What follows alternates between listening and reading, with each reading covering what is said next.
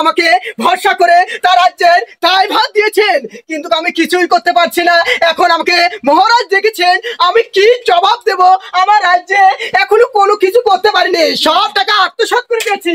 এখন আমি কি করব? আমি তো ধ্বংসের পথে। দেখি রাজা মশাই কি জন্য আমাকে ডেকেছেন। আমি না না, এই রাজ্যে কোনো রাজা মন্ত্রী একটাও ভালো নয়। রাজা টেকা দেয়, মন্ত্রী মারি দেয়। তা আমার তো মাথায় খারাপ হয়ে যাচ্ছে। রাজা সাহেব যদি কিছু করে তাহলে আমি কি করব? কি আমার মাথায় খারাপ হয়ে গেল।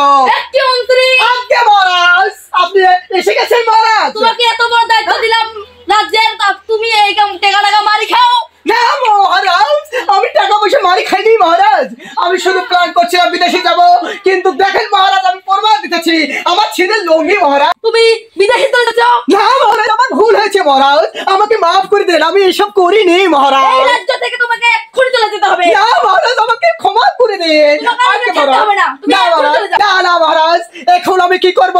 আকাশ পাতাল জমি সমুদ্র, আমি কোথায় যাব? আমাকে দিয়ে রাজপথে বিয়ে দেওয়া হয়েছে। আমি বউ বাচ্চা পোলাপানদের নিয়ে কোথায় যাব? আমার তো মাথায়